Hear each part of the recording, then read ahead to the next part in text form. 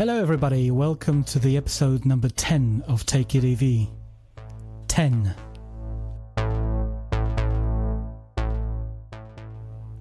I got a very interesting subject today. It's all about charging and the future of EV adoption, the impact on the grid and the infrastructure. We quite often hear that the mass EV adoption is going to have a massive impact on the grid.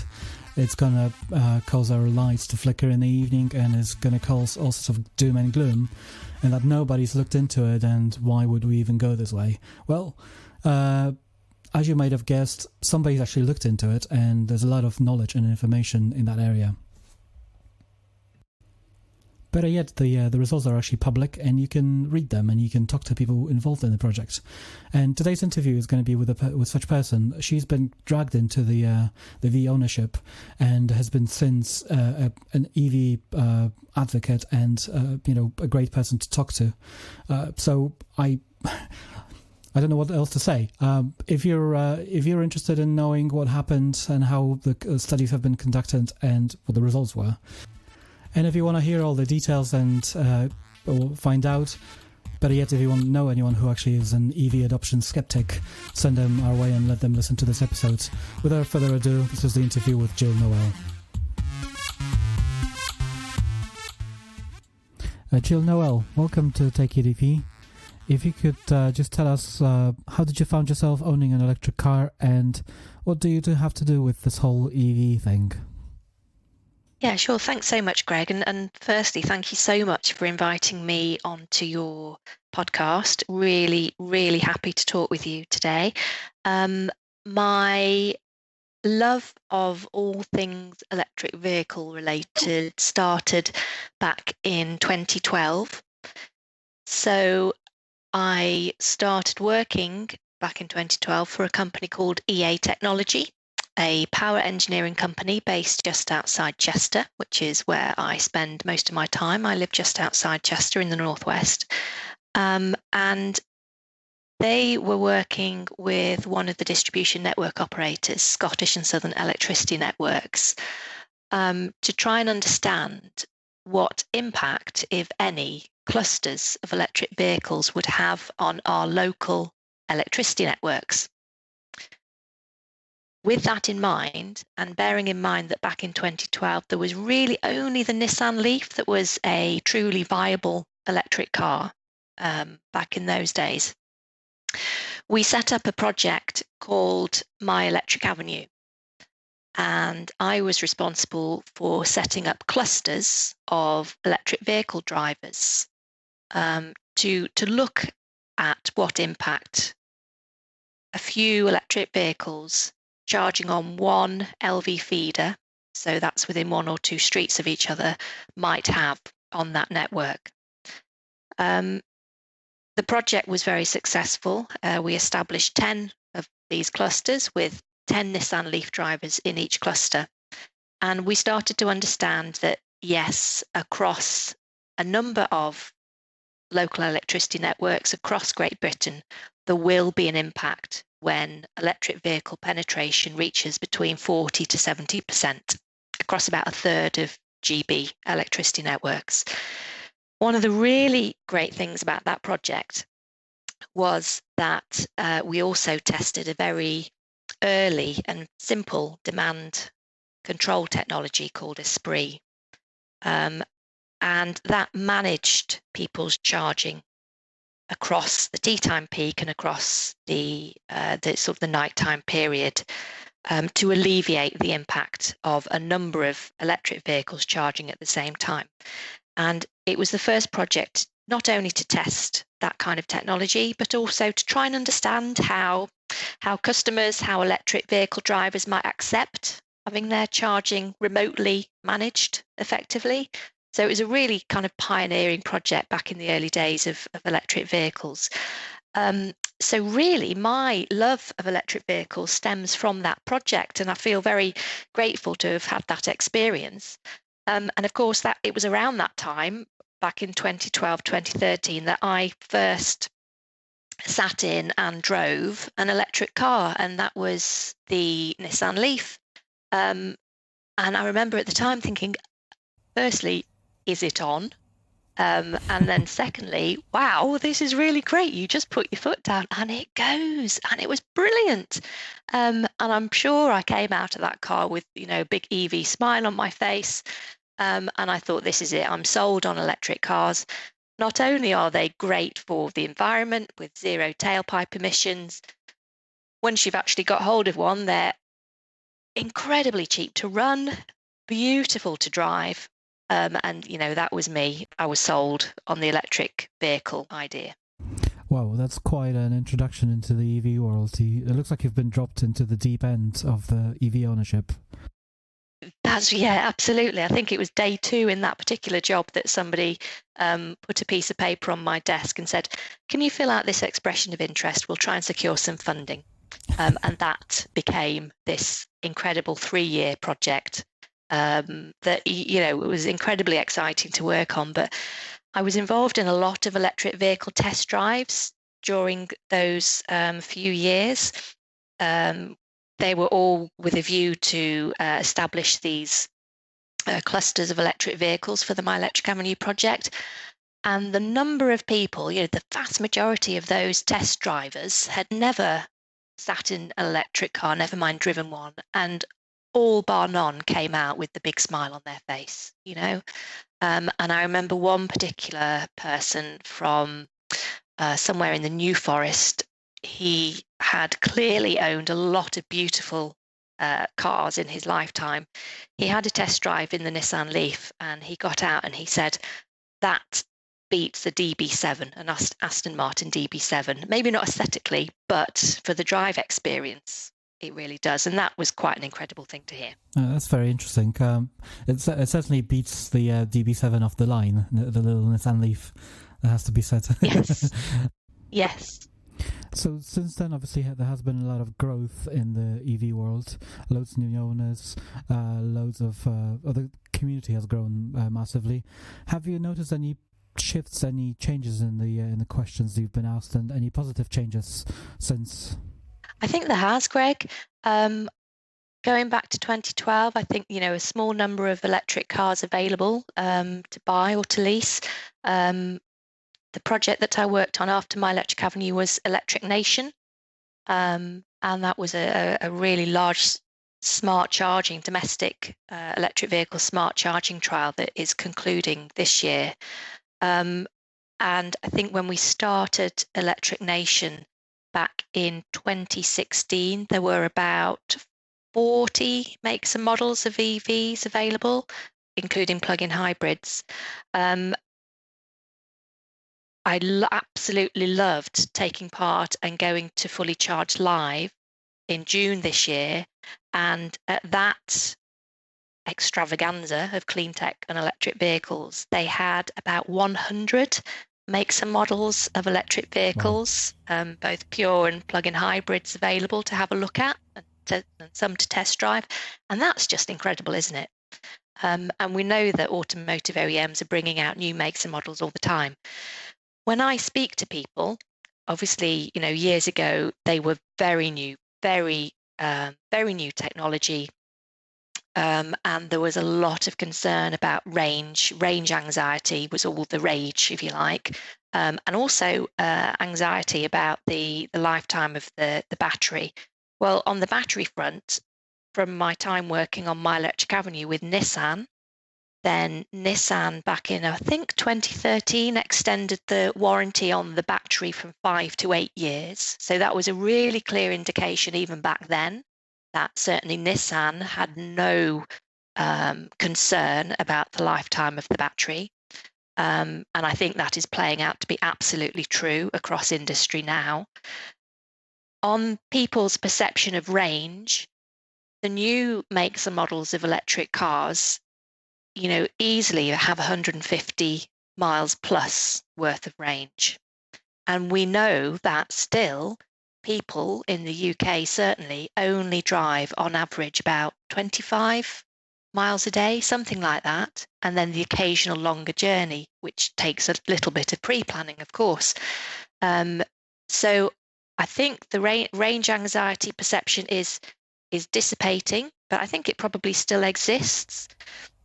to an extent. Yeah. And we know also that, the majority of people do and will charge their cars at home if they have off-street parking. We know that there is a challenge with on-street charging infrastructure, and there's some really great new innovative products coming out on that front now from the likes of Urban Electric and Connected Curb and so on.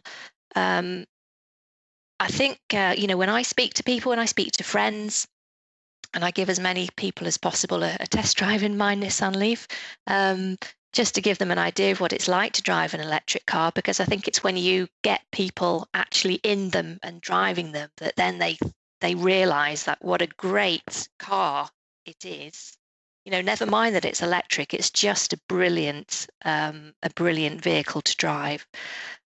Then they get over the perception that it's like a milk float. A friend said that to me the other day. She said, "Oh, Jill," she said, "I know you've liked electric cars for ages, but now I see why. It's not like a milk float at all, is it?" I'm like, "No, it's really not." So I think we're getting there, but then there are still many people that I speak with that don't consider that an electric car would suit their lifestyle and their regular longer journeys. And I think it's a perception, and it's a valid perception, and I think that's one that still needs to be overcome. So the year 2020 is supposed to be the year of EVs hitting the mainstream. The growth is certainly there, but I think it will be the late 2020 before we actually see at least one EV on every street in the country. So far, I don't see too many EVs in the area I live in, other than an occasional Nissan Leaf or a few Model 3s that have popped up here and there when I drive around. So it has now been a couple of years since the Electric Avenue project. We now have cars available with bigger batteries and longer range. There are also more EVs on the road now and more available to purchase. Do you think that if this study was conducted again today, that the results would have been slightly different? And do you know of anyone else conducting similar research and trials in the UK? Yeah, great question. So the My Electric Avenue project that ran from 2012 to 2015, this is where we had clusters of electric vehicles charging on the local electricity network, and we looked at the impact and trialled a smart charging solution. So the whole point of that project was actually to mimic the electricity network of 2030. So it was a very future-looking project, and it modelled people's charging at both 3.5 and 7 kilowatts. So in that regard, the learning from that has quite a long lifetime, if you like.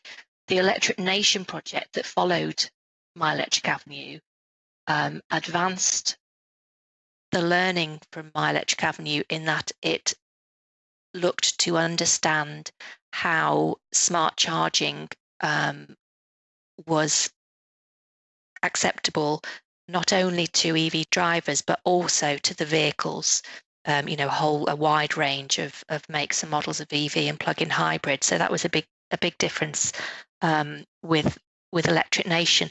As a result of those projects and others in this area, then, as we know, government has now said that all chargers have to have smart functionality as of the 1st of July this year. And it's, I would hope, and I'm sure that that some of the learning from those earlier projects fed into that, and the Automotive and Electric Vehicles Act is now in place that mandates smart charging. So that's incredibly positive, and I think shows the value of those kind of projects.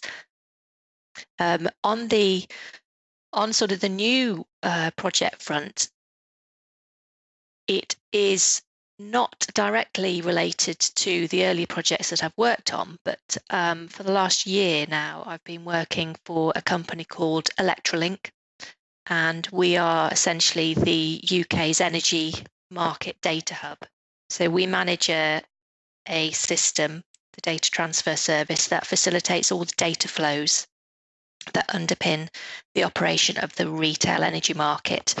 What it means, though, is that we have a vast data lake of energy market data, such as people's consumption history going back over the last 7 years, switching history, also all the embedded generation that's on the network connected at meter point level. So one of the things we've been able to do with that data is to look at energy consumption patterns to understand, in the absence of a notification of a charge point being installed, to understand actually where there is an electric vehicle being charged at a particular property. The reason that we've delivered that project, the LCT detection project, which was for Western Power Distribution, and we worked with IBM on that project. The reason behind that project is that distribution network operators have very poor visibility of actually what's connected at the low voltage level. So if we can increase that visibility, it helps the network operators plan ahead of need for the uptake of electric vehicles and for solar PV, heat pumps, and so on. So through that project, we've increased Western Power Distribution's visibility of both electric vehicles and solar PV on their network by about 13%. So that's a really nice example of how data can be used to advance and to help facilitate uptake of electric vehicles. Because I think it's very easy to, we kind of take for granted that we've got, we've got the energy coming into our homes, we can use electricity, turn on the lights and so on. But the cables that supply the electricity to our homes and small businesses, it's those cables and the overhead lines that need to be robust enough and need to have the capacity to manage all this, big new demand and generation. As a personal example, in the house we live in, we had to upgrade our feed to 100 amps in order to make sure that we will have much more robust connection to the power network. Of course, in theory, 60 amps is enough for a 3-bedroom house and a 3 kilowatt-hour car charger. But we wanted to make sure that our house is safe and is future-proofed. So following some of if you follow some of the mainstream media and publications, they would lead you to believe that there is no work done currently to ensure that we have enough information out there and enough studies being conducted on how electrification of private transportation will impact the electric grid. So thank you for your work and describing it to our audience. It's good to know that this work has been carried out by people like yourselves who have the first-hand experience of owning and driving an EV. Is there anyone else interested in that data? Is the government, for instance, consuming that data as well, shaping the future rules and regulations based on it? Yeah, absolutely. So government has recently set up, with the Energy Systems Catapult, the Energy Data Task Force, and there is also, particularly in the electric vehicle space, the EV Energy Task Force that's operating and consulting at the moment. So in terms of data and electric vehicles, governments and sort of associated government bodies are doing quite a lot in this space, actually. The EV Energy Task Force, which is managed by the Low CVP, the Low Carbon Vehicle Partnership, the precursor to that was actually established as a result of the learning from My Electric Avenue, because from that early project, we realised that there was very little communication and engagement going on between the automotive manufacturers and the utilities, so the distribution network operators, suppliers, etc.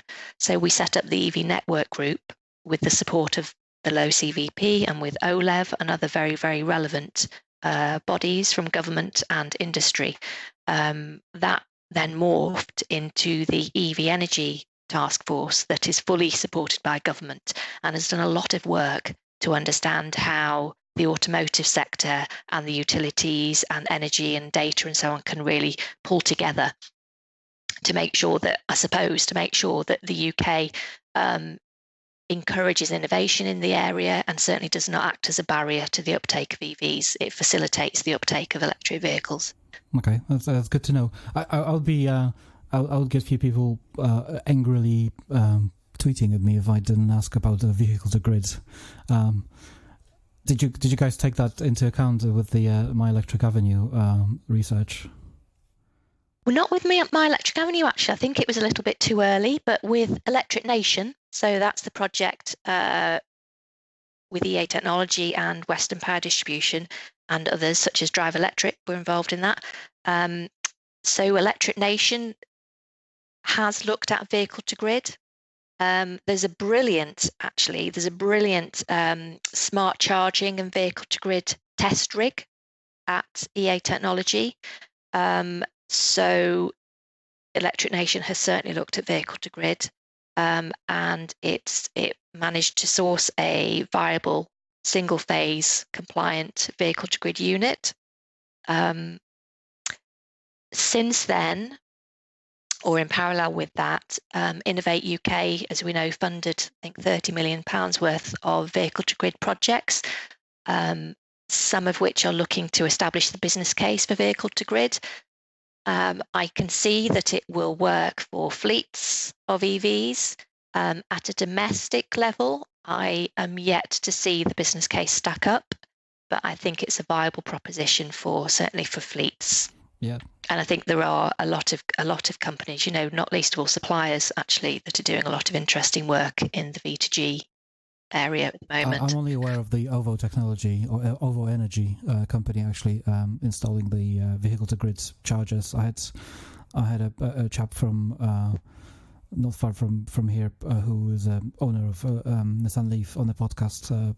Just talking about his experience with vehicle to grid.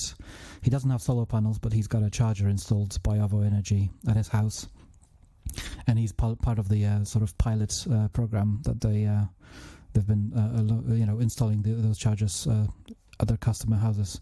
Because personally, I think obviously you've done far more research than I have, so I'm just gonna my take on it is semi. Conscious technologically person just thinking about things, but I think vehicle to grid has a very very big future ahead of it if we were to actually devolve the grids, or I don't know what is the proper term for that, but create like a distributed grid with many EVs plugged in at the same time. I think it would be a very good thing to not only allow but sort of mandate that the cars are plugged in to sort of to smooth out the grid loads across the nation. Yeah, I think so. Yes, sort of thinking about a decentralized network, if you like, such as you've just described. I think there is a role probably for vehicle to grid. I'll be really interested to see which other, if any other, OEMs follow Nissan's lead on that front. But I think that actually smart charging or managed charging, certainly at the moment, is, as it's being rolled out, will and is doing a fantastic job in terms of managing the impact and managing the demand on the grid. And that probably brings me nicely to the new kind of smart charging technology that I've been beta testing since February this year. Is that the Ohm charger? The OMI, yeah, that's it. The OMI intelligent charging cable. So I bought my second-hand Nissan Leaf in January this year, and clearly I needed, I wanted to ideally charge at home, as most people do, if they're able to. So I was very lucky enough to be offered the OMI intelligent charging cable to test. And very simply, I had a 32 amp commando socket fitted to the outside wall of my house. the interesting thing about OMI is that all the intelligence, all the smart functionality happens in a box on the cable rather than on the wall, certainly with this version. I have an app that accompanies it, so I can schedule my charging such that I am 80% charged by 7 o'clock every weekday morning and 100% charged by 7 o'clock each weekend day. I can also prioritize my charging so that I charge predominantly when it's greenest, so when there are most renewables on the system, or when it's cheapest, or to optimize my battery life. I switched energy supplier to Octopus because Octopus and OMI have a partnership such that the algorithms do all their clever stuff behind the scenes, which means that I get the best available rate for charging, either when it's cheapest or when there are most renewables on the system. So it's brilliant. And when it's particularly windy, I get very excited and I look at my app and see that I'm charging for about 0.8 pence a mile. Wow. Normally it's about 2 pence, 2.5 pence, which is still so cheap, isn't it? It's just, it's for me, it's a no-brainer. That's amazing. A very large number of EV owners I met before we got our Nissan Leaf switched to an EV purely due to the financial savings. With the smarter chargers and energy companies passing down the savings to the customer, the future is looking exciting indeed. As I'm looking outside my home office's window at the moment, I see loads of the little Ford tipper cars going past up and down the road. It has always been surprising to me that most of the tradesmen in especially rural England have not considered running at least one pure EV version of that car in their fleet. Going back to the My Electric Avenue project, are you aware of anyone conducting a similar study for the trade and business fleets of vans and the little Ford tipper type of cars? I'm sure there is. I'm sure there are people engaging with fleets and businesses on the sort of low carbon vehicle front. I think that I believe there's a project in Nottingham that's doing quite a lot of work with Go Ultra Low Nottingham in that regard. But it does strike me that if JCB can make an electric digger, then actually eventually there will be the right type of electric vehicle for all applications, pretty much. I mean, we now have electric diggers. We're looking at electric ships and hybrid electric airplanes as well, aren't we? So probably the sky's the limit. It will just take time. And I think for the work that I've been doing over the last few years, the focus has been on making sure from a network operator point of view that the local electricity can facilitate, increase in electric vehicles, because the last thing anybody wants is the lights flickering or worse. And so I think all those projects have been very timely and have set the scene and set the basis for a robust, smarter and more flexible energy system going forward. I do agree that V2G depends largely on OEMs actually including this functionality in their cars, and it seems that Nissan is the only one seriously committed to it at the moment. But what about solar and home battery storage? The number of houses with solar panels is growing, probably quicker at the moment than the number of EVs on our roads.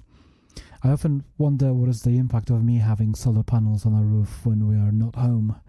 It obviously has a positive impact in terms of the CO2 emissions, but it would be good to actually see how does it shape our grids, now and in the future. So have solar and battery storage have been part of your studies as well? Yeah, so I think it comes back to the fact that the network operators don't have great visibility of what's installed, whether that's electric vehicles or heat pumps or indeed solar panels. And in my work with Electrolink, so we're very much focused on data, on the data side of things, the LCT detection project that I spoke about earlier included looking at energy consumption patterns at a domestic level to try and spot changes so that we could identify where solar PV is installed, which it was very successful in doing that. So yes, in that sense, we've certainly looked at solar PV as well, because it's just really important for the network operators to understand what's going on their networks, so that they can plan effectively going forward. Yeah, I've been often joking with my neighbour that when he's doing stuff at home and I'm not home, he's kind of benefiting from my solar panels, and I don't think he quite gets it. So with all the projects that you've mentioned, My Electric Avenue, Electric Nation, Electrolink, is the data and reports widely available for everybody to access and read, or is it something that one has to pay money to get access to? How does that work? The brilliant thing, Greg, is that all the projects I've talked about have been funded through innovation funding, courtesy of Ofgem and the distribution network operators, which means that all the learning, all the reports are publicly available. Okay.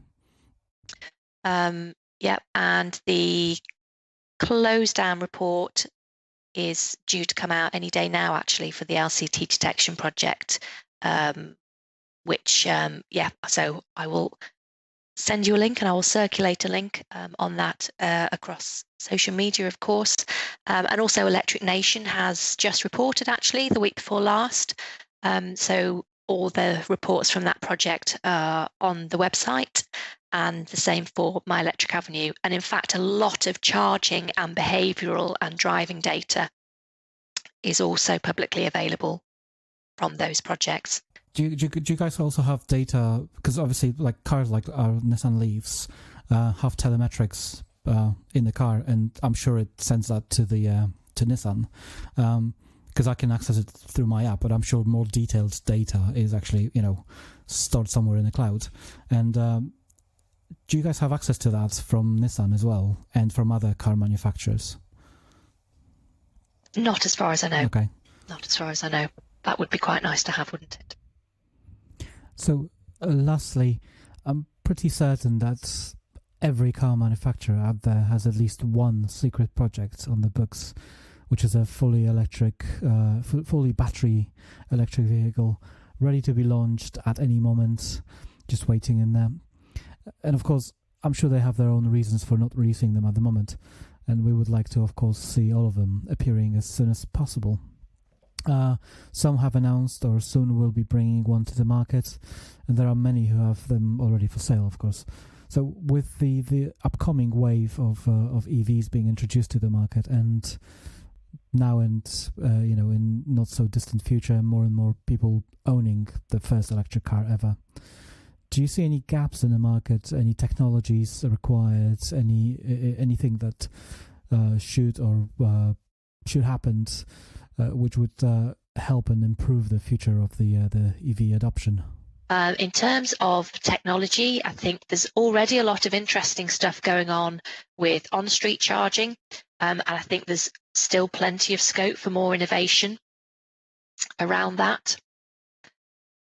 And on that point, actually, Greg, so OLEV recently launched a competition for schools to get schools involved in designing what the on-street charging point of the future could look like.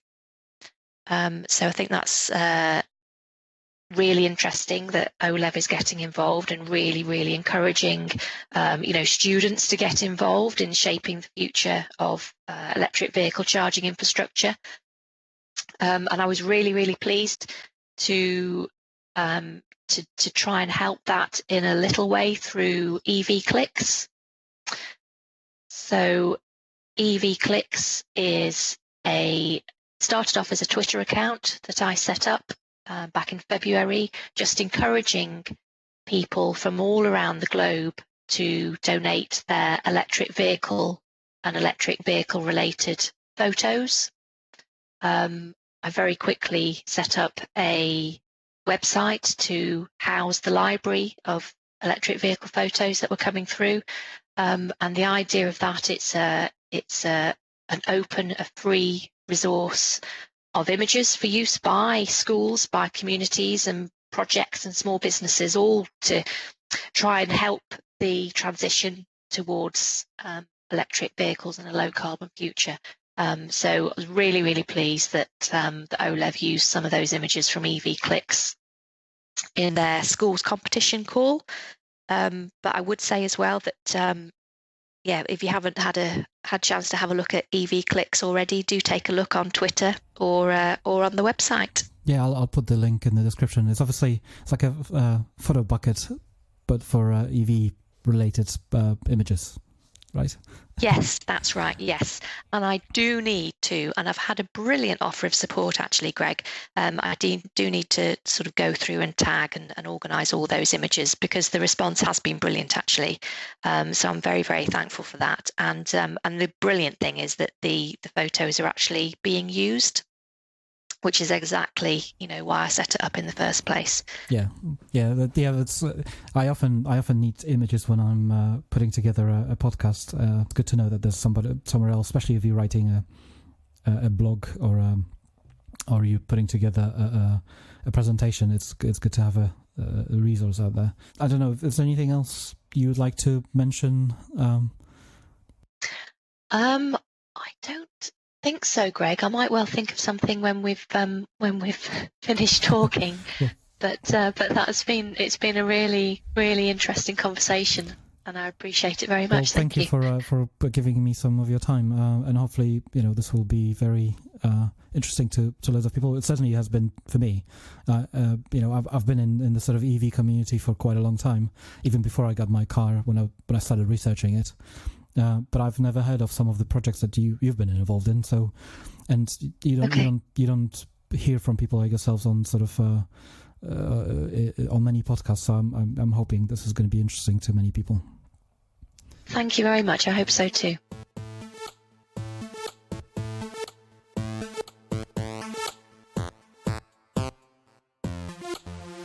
Well, this is the end of the episode number 10. Thank you guys for listening. Thank you for your time.